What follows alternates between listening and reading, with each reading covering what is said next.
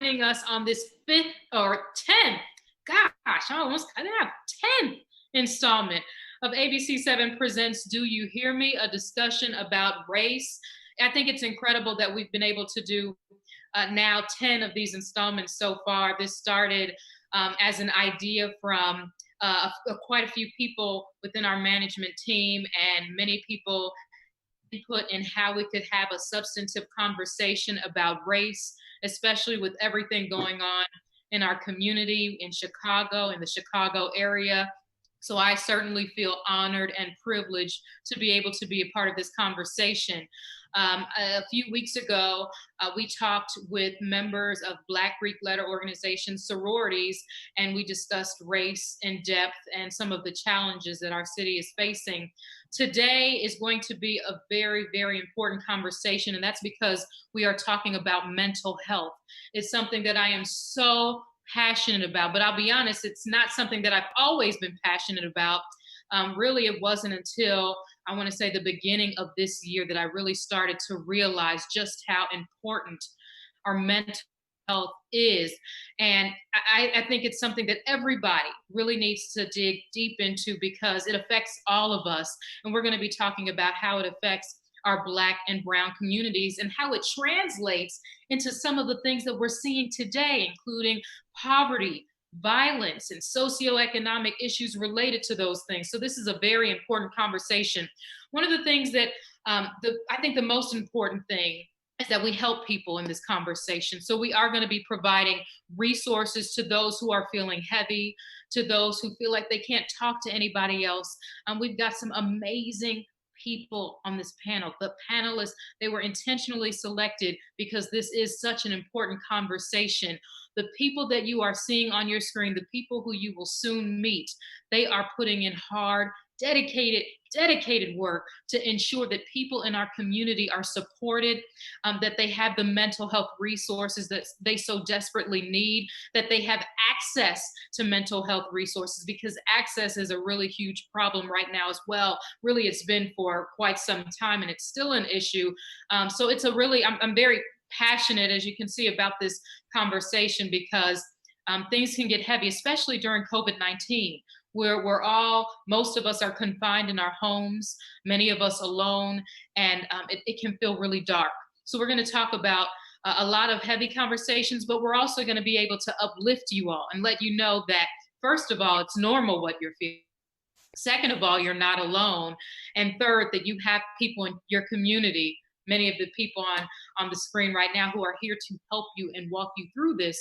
Another big part of this conversation is going to be people who do not look like us, because there are a lot of people who do not understand what's going on, what they're seeing in the news. They don't understand. So we want people to kind of understand the historical context of what mental health means in the Black community. How many people have ignored it for quite some time. And I'm hoping that we have a lot more understanding. This is also a safe place for you to ask questions. We ask that you be respectful, but please ask your questions. We have the Facebook Live forum here. Be sure to tune in if there's something you don't understand. If you want to learn more, a lot of people have been starting to really converse amongst one another on our Facebook page. It's been great to see.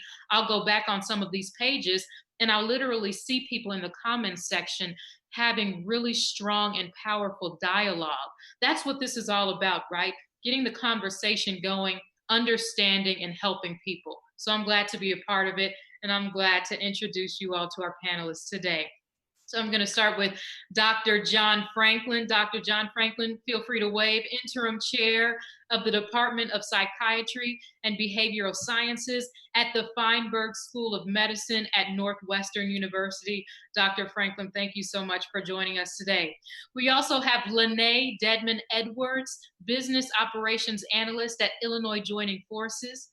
Lene, feel free to wave so folks know who you are. All right, we also have Robert L. Lewis Jr., Program Manager at IHHC with Veterans Affairs. Thank you so much for joining us, Robert. And last but certainly not least, we have Elaine Smith, Assistant Clinical Director with Bright Star Community Outreach. Again, you all were intentionally selected because we know that you all will be able to help navigate this challenging conversation. And you all are going to be able to help people and help people understand the plights that are happening in our Black and Brown communities. So, again, thank you so much. I'm going to start with Dr. Franklin. Dr. Franklin, again, we appreciate you. We know that you have been very instrumental in mental health within Black and Brown communities. But we want to talk about the stigma. There is a huge stigma when it comes to mental health in the Black community. Arguably, we are a race that has dealt with some of the most challenges, most trauma historically. So, why is it that we aren't okay to talk about this? Why is it that this conversation is so taboo within our Black and Brown households? People don't want to talk about it. Yeah, well, there's actually many factors that go into that. And I don't think there's any one single reason. And it's something that goes back years and years and years. So, I think there's a fundamental mistrust uh, by by the Black community around healthcare in general, and specifically mental health treatment. I think people have perceived that that's been used against us at times. I mean, it's hard enough being Black and brown sometimes, but being Black and brown and crazy, or perceived as crazy, can be a double sense of stigma.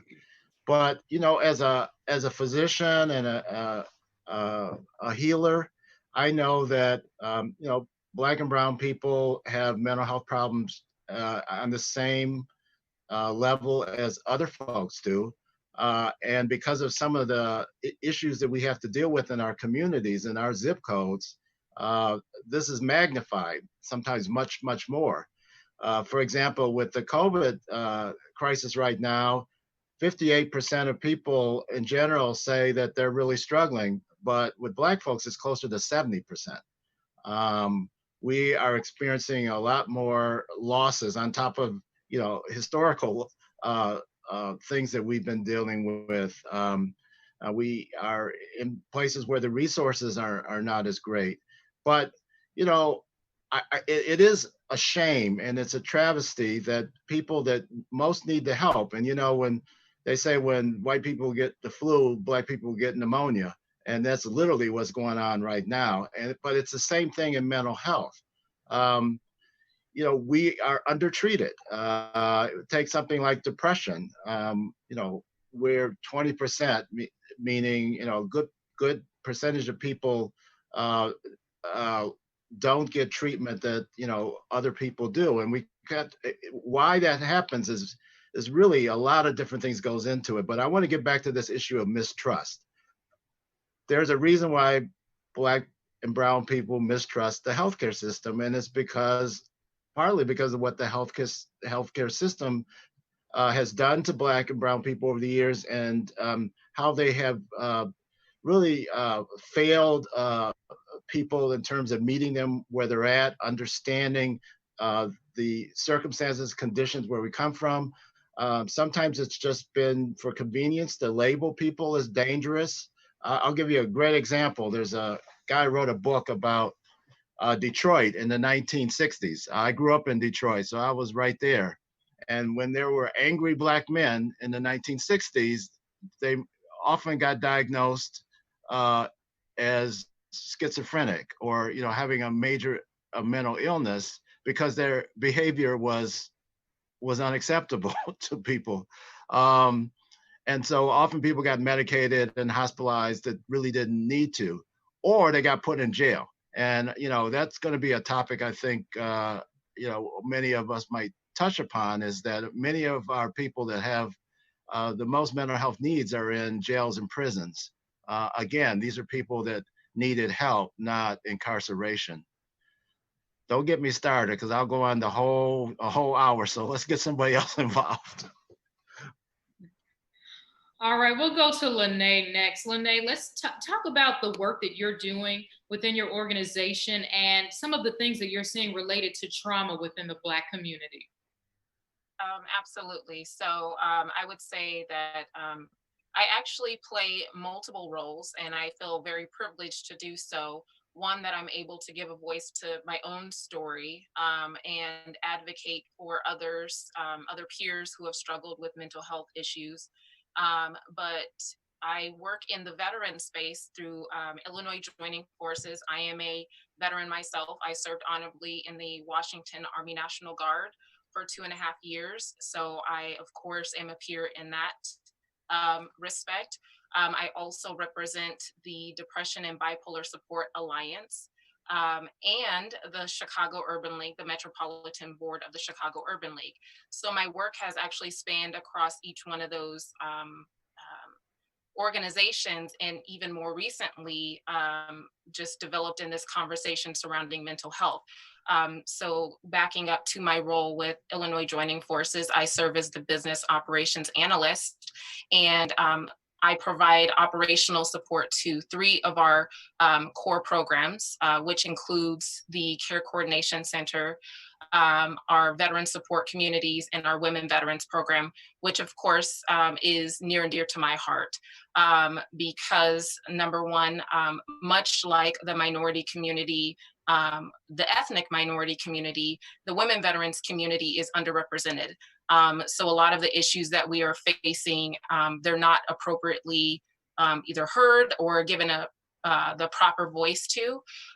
So in my work with the Women Veterans program with Illinois Joining Forces, I was able to connect with the Depression and Bipolar Support Alliance to create women veteran focused peer support groups, which I am a peer support facilitator for these mental health groups. So the discussion actually started there and basically evolved from there after the recent events with George Floyd, and of course, everything going on with COVID-19. So the CEO, Michael Pollock from DBSA, and Carla DeFloria, sorry, I may have butchered her name, but she is the chapter relations manager at DBSA. They decided to have a discussion with the peer support facilitators, specifically the peer support facilitators of color, basically to strategize the next steps of where they can lend themselves as an ally to continue the conversation. As I mentioned, it started with just women veteran focused groups, of course, as a minority, but evolved into how can we specifically reach out and support minority communities, specifically the Black community. So I was privileged enough to sit down with both Michael and Carla, and also Karen Freeman Wilson, who is the CEO of the Chicago Urban League. I am also a member of Metro Board, and I serve as which is the auxiliary board of the Chicago Urban League, the younger professionals chapter. And I currently serve as the personal and professional development chair. So representing these organizations, we facilitated a conversation basically about next steps. What does support look like? How can we further facilitate these discussions surrounding mental health? What are the challenges that the African American community is facing, and what does that look like? So that was initially the discussions that basically furthered even into this discussion that we're having now. Lene, thank you for your service first and foremost, and thank you for the work that you're doing in our community. And we're definitely going to circle back to you. We want to hear more about some of the work that you're doing, specifically with women, because we know that there are gender disparities as well. So thank you. Robert, you also work with veterans. Kind of talk about what you're seeing, just walking around the Chicago area, downtown and beyond, really. You will see veterans on the streets with signs, and you just sometimes wonder, how did they get there? You can only imagine what they've seen and experienced, but kind of touch on what you have heard from these veterans and how we can better help them. No, thank you very much, Samantha, for that question. It's spot on, actually. So I've been very fortunate as a United States Marine veteran, and currently the program manager for Illinois Hires Heroes Consortium, where I work directly with businesses to help position them to hopefully hire and support veterans in a new career once they have either retired or they leave the military. One of the opportunities that I was able to endeavor recently for Memorial Day 2020, I did a speech for Blue Cross and Blue Shield of Illinois. And one of the points that I touched on was the homeless population in the city of Chicago and really nationwide. If you look at it historically and put it in context, we're talking upwards of almost 50% of our homeless veteran community or homeless community are veterans. That blew me away when I did the research to find out that folks who have served our country and honorably or otherwise now are not given a hand up and unfortunately are finding themselves on the streets of Chicago and on the streets of some of our major metropolitan cities. So one of the things that I see, and I can speak for it specifically, and kind of reference a little bit of what Dr. Franklin said, as well as Lene. When it comes to historical context of how the African American community views the mental health or just healthcare in general, there is a stigma there. I mean, if you think about the Tuskegee experiment, 1933, I believe it was, 399 Black men were given syphilis. Okay, just um, just to say, hey, we wanted to test these men to find out, if treatments would be viable for their existence. That was not done with exact consent. One of the things that I also speak about is my own experience in the military, and I have no qualms with sharing this. So I did 4 years in the Marine Corps, and when it came time for me to reenlist, it was around the same time, and anyone who's been in the service will know this. It was around the same time when they were giving the anthrax shots. There were not many detailed explanations of what the side effects would be for the anthrax shot, but it was required for every single armed service member to receive that shot. And to be honest with you, it helped me to decide that 4 years was great, but that I would take my talents elsewhere at that point. So I see that a lot of things that in the African American community as a youth growing up on the south side of Chicago, the trauma that we experience on a day-to-day basis, it really correlates and it's connected to the traumas that we've experienced for really hundreds of years in this country. If you if you go back to a lot of the things that we were dealing with slavery, okay, and then you go through Jim Crow and you go through the civil rights era, you go through all of these different periods where freedom was marginalized, and so was the healthcare. Robert, again, thank you so much for your service. And it's hard to hear some of the experiences that you've shared, but we're so glad to have you. We're glad to have you here, and we're glad that you are serving as a voice for so many people who are unable to share their story. So thank you so much. Elaine, I want to go to you. First of all, talk about your work at Bright Star. Bright Star has been just an amazing organization in the Chicago area. So we thank you for joining us. Talk about your work and also what you are hearing from some of your members as well as people that you serve within the organization. Absolutely. So with Bright Star, we are basically focused on providing that emotional support into the community. So we started out with our helpline, and our helpline is filled with faith leaders, community leaders, some paraprofessionals in the mental health field that have been trained to provide trauma support. And so when we started out with the helpline, we were like, okay, here's a line that is free, open to everybody. And we are looking for people to just kind of start calling us and trying to get that support that they need, because we know what we wanted to do was to reduce that concept of you can't get help. That help is not there to be provided to you. Also, what we wanted to do was also provide an opportunity to break some of these stigmas, these myths associated with mental health services. I know as a therapist that it's hard to have people to come into the office when you're thinking that you can't afford therapy, when you're thinking that you're going to get judged, or you feel like someone just really is not there to listen to your problems or looking for you to be another kind of notch on the belt of their experience. So we wanted to rid that with the helpline. So through the helpline, we offered as something that was free. Anyone can call. But what we noticed was that a lot of people did in our community was not aware what trauma was. And so we then created what is now our ambassadors program, where we go out into the community and we talk about what trauma is, what it looks like, what it feels like, how it can disrupt our relationships, how it can disrupt our daily life on a basis, and how generationally we are still traumatized by a lot of things that have happened and that is still impacting us today.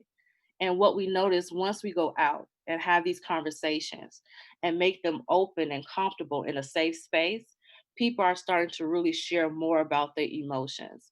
They're starting to let some of those barriers down to kind of be open and to expressing what is difficult for them. And we make it very known that it's okay to not feel okay. You don't have to maintain this image with us. And so, with that, we're starting to see that more people will contact our helpline to get that support, to be able to just vent and know that someone is listening without judging, that we're not going to label them. You can come in, have a conversation. You're not getting labeled with depression. You're not getting labeled with anxiety. You're just having a conversation with a faith leader, with another person who can just listen and provide that emotional support. But with that, we also learned that our services was needed within our schools. Our kids were struggling. I mean, to be honest, we can't ask our kids to do something that we as adults are struggling with every day. And so what we do now is in crisis moments, we go into the school if a child has been hurt due to violence, if a family member has been hurt, a teacher, we go into the school to help and provide trauma support. We give groups. We're just sometimes we're sitting in a room for hours by ourselves just to let people know that we're there to help them and to provide that kind of support. Because what we know is that a lot of people don't feel like we know there's no one to listen. There's no one to even help me get to the next point, or either you're trying to solve my problem, and that's not what I'm trying to do today. I'm not trying to solve it. I just want to be heard. And so that's what we're trying to do within our community, is to give a voice to those who don't feel like they have one. Elaine, and you all are doing great work. Thank you so much for sharing. And, Bright Star, again, has been tremendous in the Chicago area. So we thank you all so much for everything that you do on a day-to-day basis. I'm going to open up the floor, if you will. So if you would like to chime in or answer any of these questions, these are some of the questions that we've gathered. We encourage people to continue to write in on our Facebook page. If you have any questions, comments, feel free. We want to get a conversation going. And if your neighbor or if there's someone on Facebook that makes a comment or has a question, feel free to chime in on that and comment and respond. We want everybody to be respectful, and we want to really start that dialogue. So I'm going to open this question up. So in the Black community, church, I shouldn't paint a broad brush, but for the most part, church plays a huge role in the Black community, right?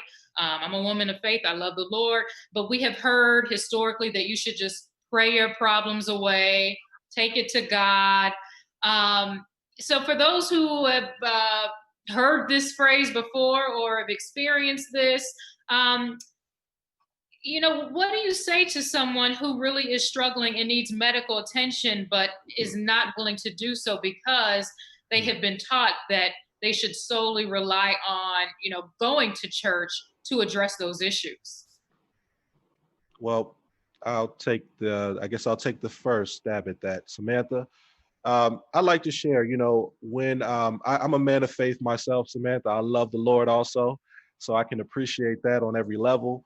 Absolutely. Before I get on here, I prayed.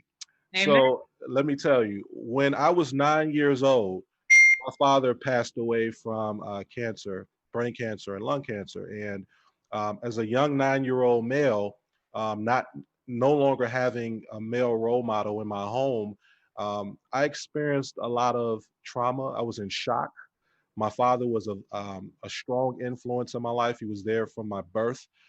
Him and my mother as a married couple. This is a Black household, everyone, with an intact family up until my father passed away.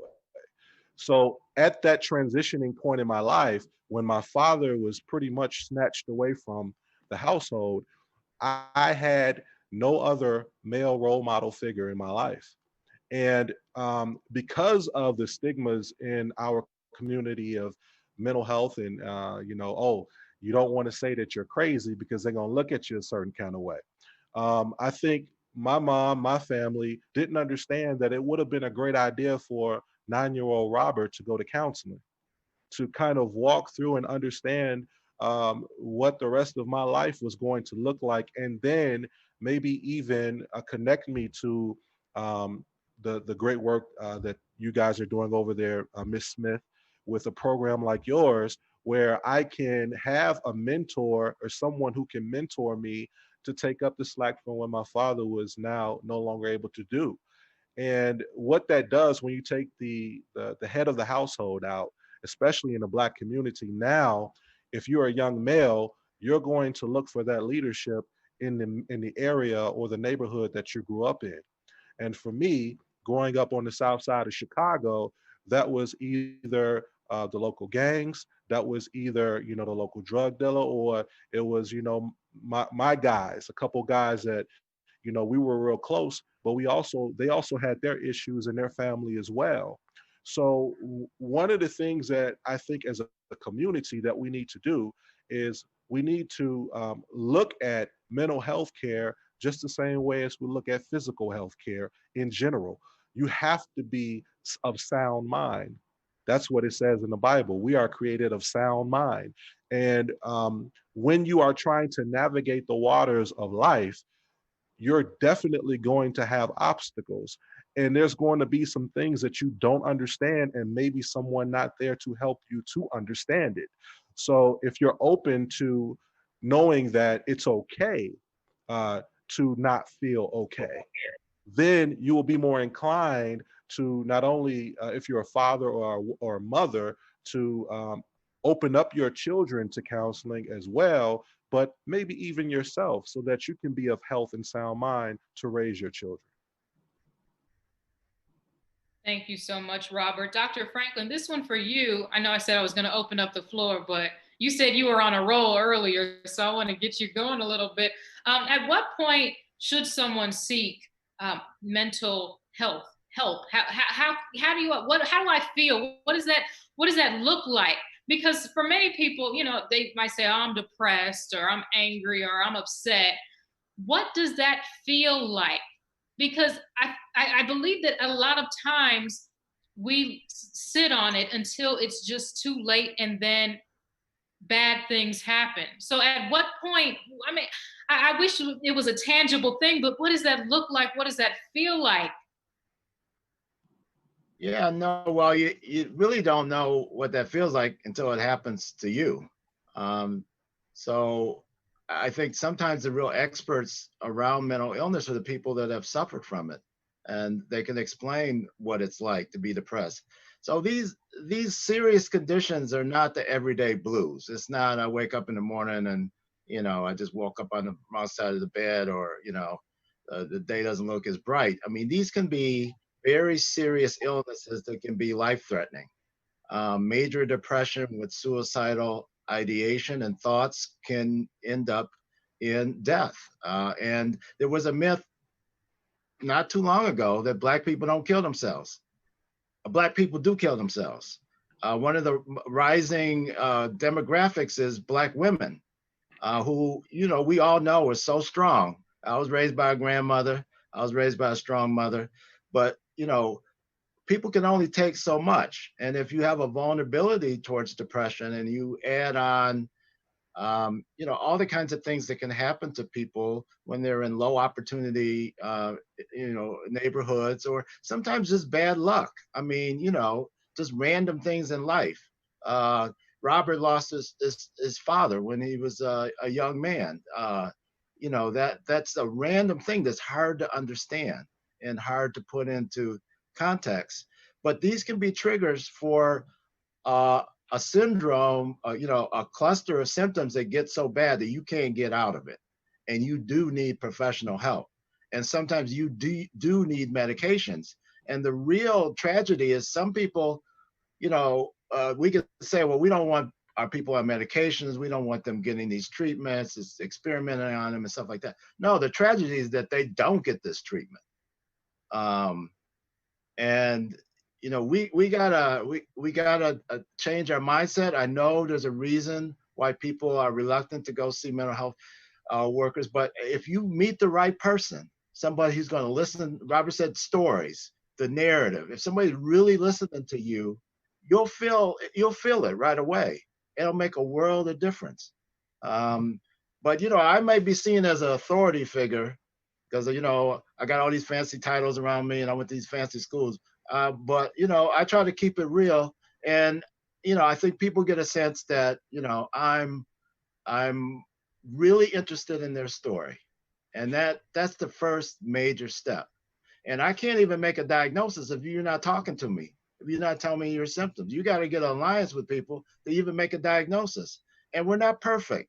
Diagnoses are largely based on what people tell you.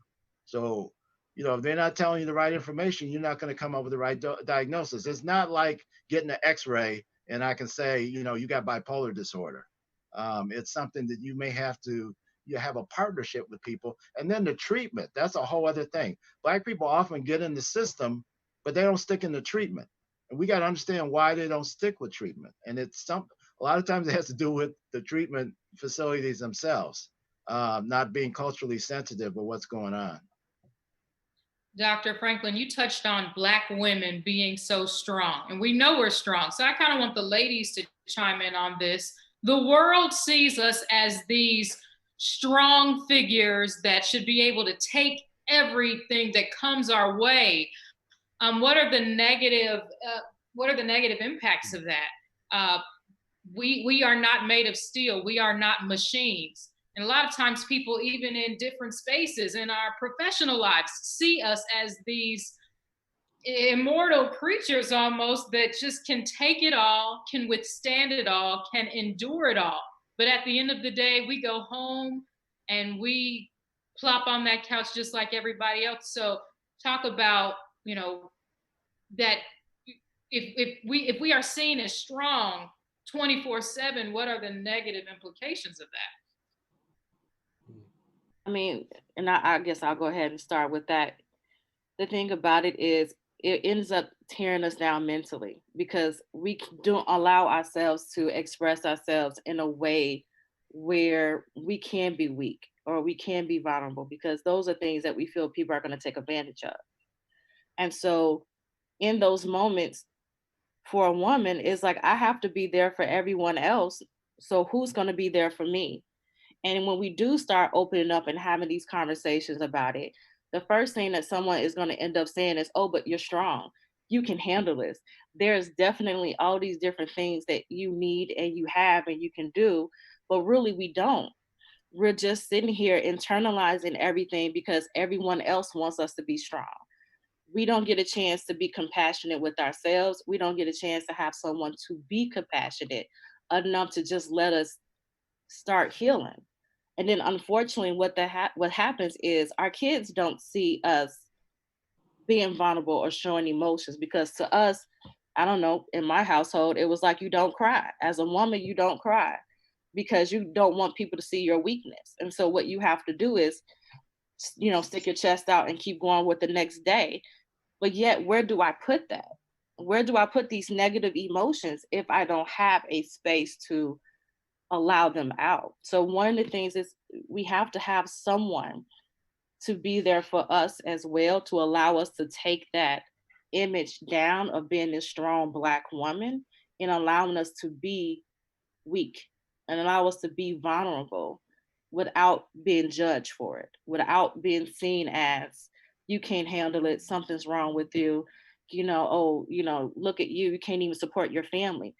Me being weak for one moment does not speak to any of that. It just allows me to to take off that S off my chest for a second and being who I need to be, which is a human being. That's right. That's right, Elaine. Thank you for that. Take that S off of your chest and just give me a break to breathe and just be and feel. I think there are so many Black women watching that can relate to what you just said. Lene, why is it important for people who are not Black women or people who are not Black at all? Why is it important for them to not see us as machines, but we don't want them to see us as weak either? So where do we find that balance, and why is it important for them to see us as we are? Well, speaking from a perspective, even in my role or as, my own identity, as I mentioned, being a female veteran, seeing the similarities of minimizing when, of course, going through the military, we're groomed. We're groomed to stuff our feelings, a lot like culturally as African Americans. That is very similar. So when you have both of those working together, again, I identify with both. We're expected to be strong. It basically comes to a head at some point in time where you're continually stuffing your feelings, your emotions, your experiences, and minimizing it to the point where you just explode. I know that I've had that experience personally where I struggled with traumas as a child. I went into the military service and experienced different traumas as an adult, and I didn't have that appropriate outlet. And again, a lack of understanding individually, going through these experiences. And when I finally got to the point where it was when I was in my military service that I began sharing and giving a voice, you're minimized. You're, again, kind of like we are culturally. It's, you'll be okay, you're strong, you were groomed, you're a soldier, you're supposed to have all of these things. And I would say the outcome of that is what I see in my work with female veterans, fellow female veterans. There's a struggle. I've had many female veterans where they've shared experiences of symptoms, struggling with symptoms of PTSD, them going and seeking services or attempting to seek services, and they're minimized. So there is a great need. We're starting to see that even more, of course, again, with COVID and everything going on, but just over the last few years, just that need to understand, we aren't meant as humans, as individuals, to continue to stuff these things down. And we will have mental breaks. We will have these experiences where, in some cases, it becomes too late, where, I've expressed, symptoms throughout the years. I'm trying to understand myself mentally or seek treatment or seek services. And it comes to a point where, it's extremely overwhelming. So again, as I mentioned, just personally, I understand the need to continue to give a voice to individuals like myself who have struggled with mental health issues and challenges, and to also find that balance. I feel personally, I find that balance in openly acknowledging my experiences, openly being transparent and sharing my experiences, to begin to minimize certain stigmas that have taken place both culturally and in our society. I feel like by expressing my stories or sharing my testimony of things that I've experienced with mental health, it gives a voice and gives a lot more comfort to individuals to begin to share and find that balance. And feel less shame. I think that that's the biggest thing. A lot of people feel shame. And Lene, it takes a powerful person to be able to talk about your traumas so transparently the way you have, and also turning your pain into purpose, because you could have easily worked through that on your own and then gone off and done something else and soared. But instead, you have decided to, as I mentioned, turn your pain into purpose and help others who are just like you. So we thank you for that. We need more people like you. I have been monitoring our Facebook and looking at questions. First of all, again, thank you all for submitting your questions. Many people have a lot of very important questions that I want to address. A few questions that continue to come up on our feed. The violence. What about the violence? Talk about the violence in Chicago. So I will open this question up.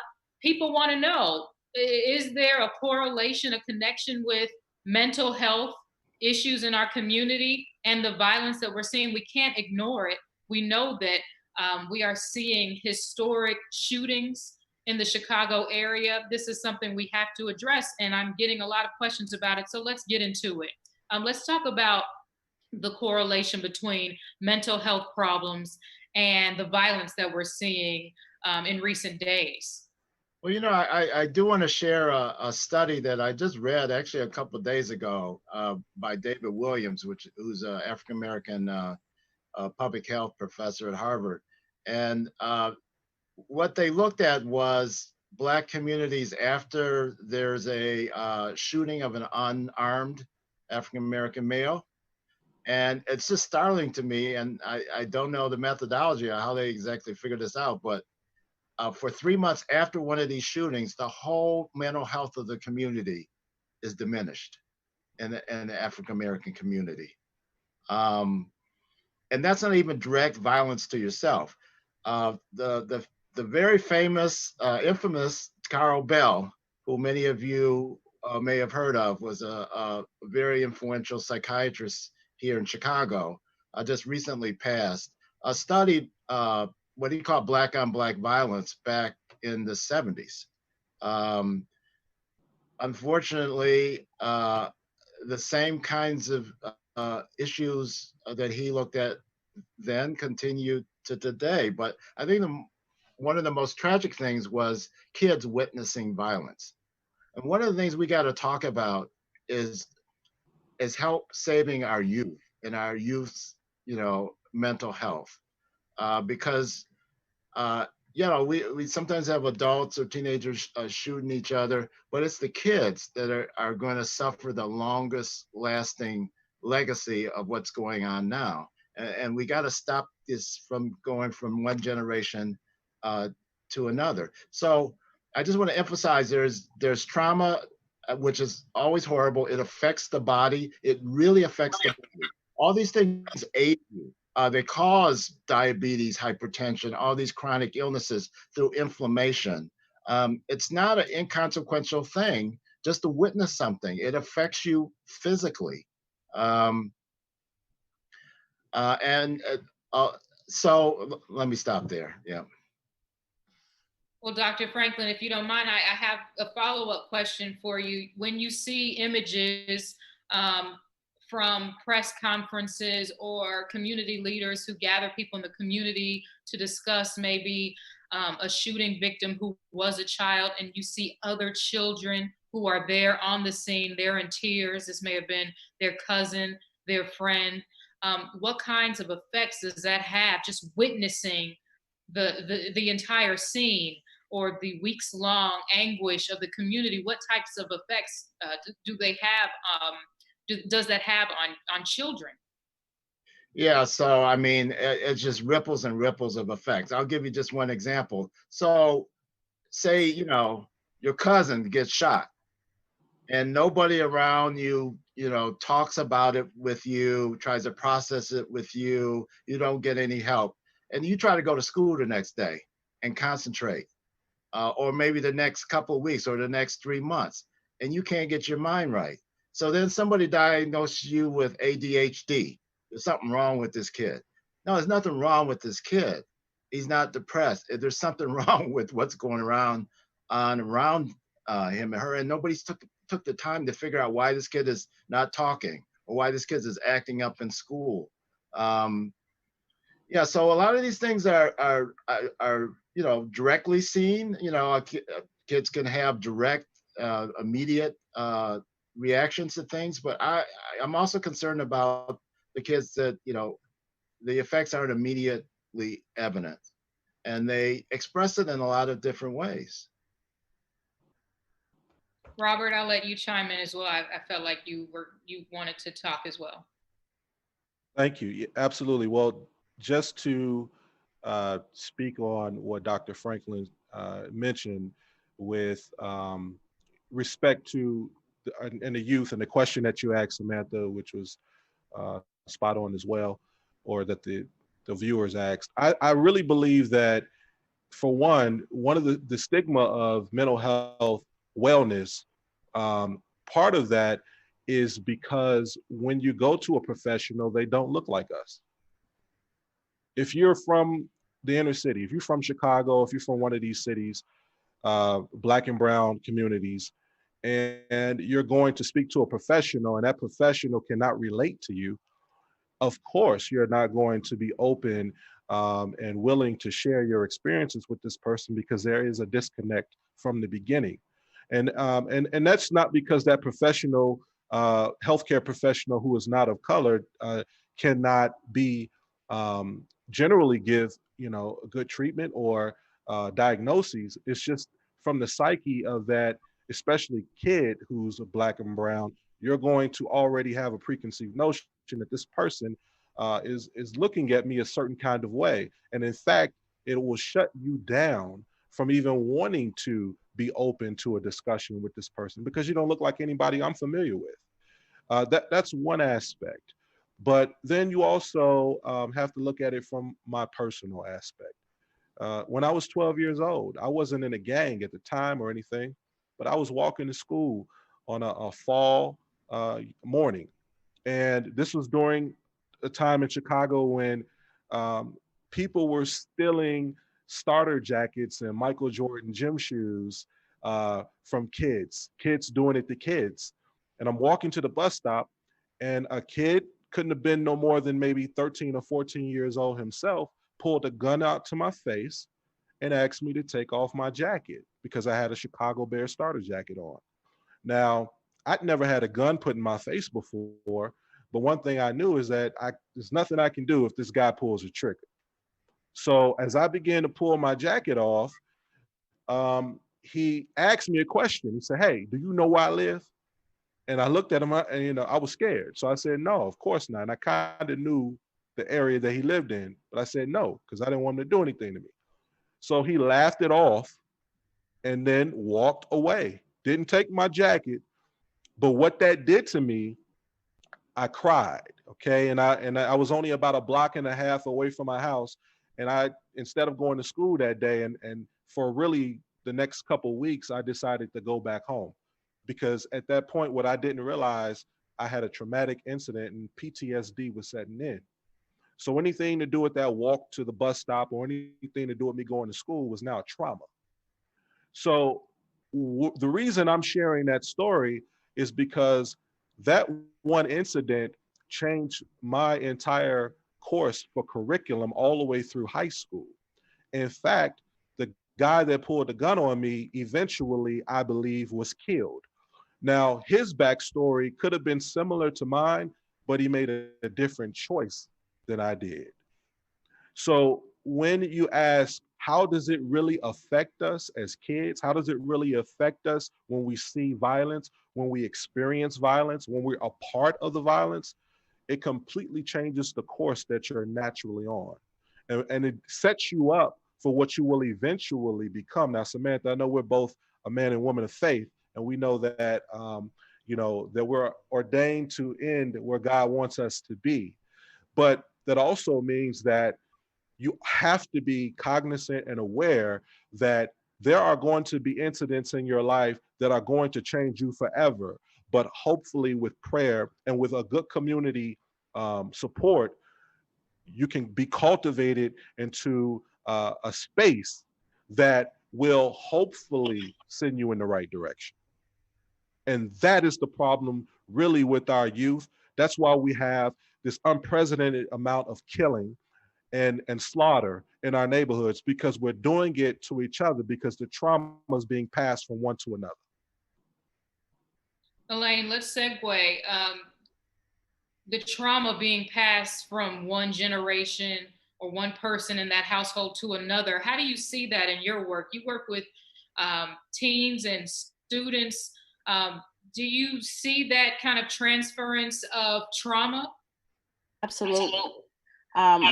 Kind of talking about what Robert just mentioned, when we're talking about our kids, I think for us as an adults, We are constantly thinking that our kids are so resilient that they can get through anything.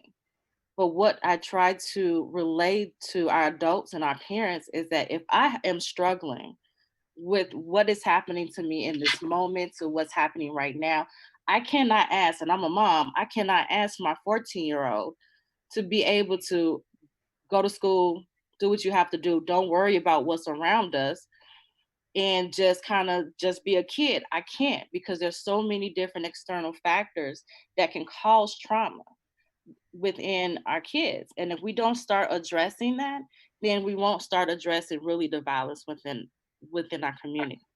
We have to be able to allow our children the opportunity to express their emotions. For a lot of us, our parents kind of told us, you know, what a kid is supposed to be seen and not heard. That doesn't help, because what ends up happening is now, even as a child, I can't express myself, I can't express my emotion. If something does happen to me at school, who I can't come home and talk to you about it, because either you're going to tell me, man up, when you go back to school, this is what you're going to do, or just can't talk to you at all because you're going to say, you know, you get over it. No, they don't get over it. What ends up happening is the same thing that happened to us as children when we weren't able to express ourselves, where we internalize it and then we have to find our own solutions. But if we come together and be able to allow our kids that ability to express and address and conversate about their emotions, then we have people who can communicate effectively with one another and not feel like I need to be strong armed. I need to be able to prove that I'm a man. I need to be able to prove that I'm not a punk in these streets, because that's what's happening. They have to prove something. But if we can learn to communicate our emotions much more effectively, then maybe we can reduce some of those needs of not wanting to feel like a punk. You know what I'm saying? Like, not feeling like I need to resort to violence so that you can see that how strong I can really be. Thank you, Elaine. We've got a couple more questions and we've got under 10 minutes. So I'm going to open this question up again. Let me go to it here. Well, actually, this is a question that I personally have had. You know, as a Black woman, I've heard Black people described in many ways. I think one of the common or the most trending words that I hear probably would be angry and dangerous. Black people are angry, Black people are dangerous. And then you see images in the media and in the papers about the violence.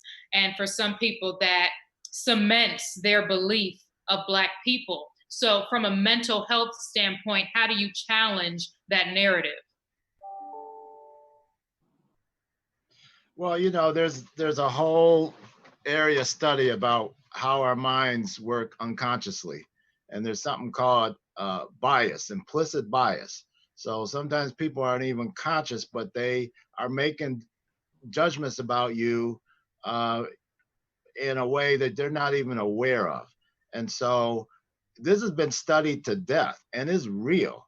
Um, you know, somebody sees somebody's name and it looks like an ethnic name, you know, for a job interview. Well, people are going to make a judgment on who they think this person is based on the name. And they have fancy ways of like getting around the rationalization that people have for this. And it really is something fundamentally on how the brain works. Um, and so, you know, we have to combat what we call, you know, institutional bias. Things is baked in the system. The system is rigged, as some people would say. This is the anti-racist movement that we have going on. You know, I do want to talk about, we talk about trauma, and trauma, you know, that is where a lot of this is at, you know, eliminating the trauma that our communities experience. But it's also what we call the more subtle traumas, the microaggressions, the discrimination. And a lot of people have done really good work to show that those little mosquito bites that you get constantly ends up, either you go off, like Lene was talking about, or you internalize it and it affects your health. All kinds of physical health problems come from racial discrimination. And so it's just really heartwarming to see young people. My daughter was out there protesting recently. I hope she wasn't bringing something home, but she didn't, but, to see people awakening, because we got to fix the system. That's how eventually we're going to, improve some of the mental health in our communities. Thank you, Dr. Franklin. We've got one more question, but before we end, I want to provide a number that Elaine offered from Bright Star. So if you are having any type of feelings of depression, if you've been through trauma, if you need to speak with someone, Bright Star does have a trauma helpline available. The number is 833-TURN-123. Elaine, did I get it right? Yes. 833-TURN-123. So be sure to write that down. That's 833-TURN-123. That number you can call Monday through Friday from 9 to 6. Yes. So again, another great resource coming from Bright Star. Be sure to write that down. If you know anybody who could certainly use someone to talk to, that's a number available. And then I'm going to end the segment with this question. We have two veterans on our panel right now. So that's Lene and Robert. Again, thank you all so much for your service. We know that mental health challenges, they are really tearing our veterans apart.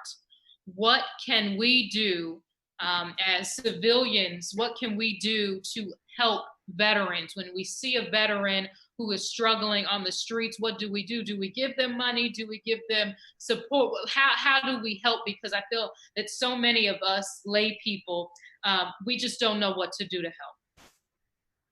Well, Lene, you want me to? I'll take a quick stab at it and give it right back to you. So, thank you for the question, and thank you for anyone out there who has served, and anyone who has a service member in your family, because that means you served as well. So, thank you.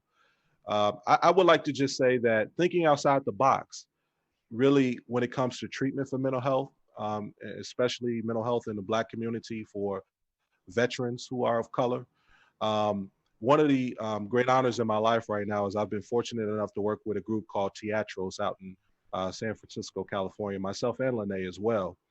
And they are really moving the needle on providing better technology healthcare for BIPOC communities that are impoverished or underprivileged.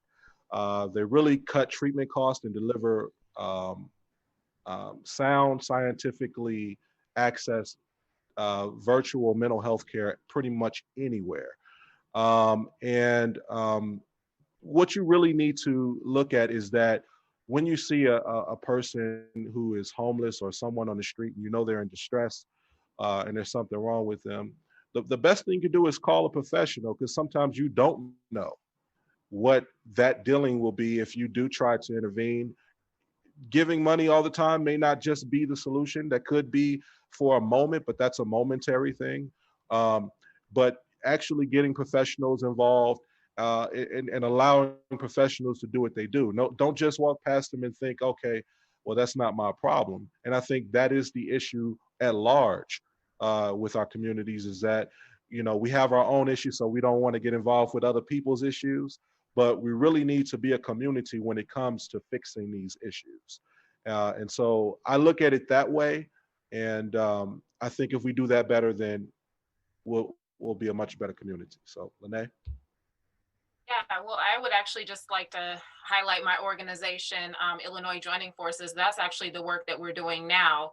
I did want to provide an additional resource that I didn't mention to you, Samantha. We have a hotline for our Care Coordination Center. The number is 833-INFO-IJF. And at this Care Coordination Center, we are connecting veterans, service members, and their families and caregivers throughout the state of Illinois with resources within their communities. So mental health services, financial services, legal services. We have care coordination specialists that will assist with that. And it's a community effort. So these are not just organizations that are military specific. These are also on the ground community organizations that are willing and have answered the call to assist veterans. Also, as an additional resource, again, like I mentioned, the Depression and Bipolar Support Alliance, the work that they're doing, specifically with the mental health piece. There are mental health peer support groups, as we've mentioned multiple times throughout this conversation, the importance of peer support. Receiving support from individuals who know your experiences, who look like you. So the efforts at DBSA. So basically, I feel like my response to that would be connecting veterans to these service organizations who are willing to help them within their communities. And you both said something fairly similar. Contact one of these organizations and let them know, hey, on my way to work every day, I see a homeless veteran on Clark and Lake. Is there something you all can do to help him? I think that's huge. And I don't think that's something that we hear often. So I thank you all so much. This has been such an impactful conversation. It certainly has touched me. I know that it's touched many people on our feed. We've got to wrap. Thank you all so much. And be sure to tune in to ABC 7 Chicago today at 4 o'clock. I'll see you soon. Bye-bye.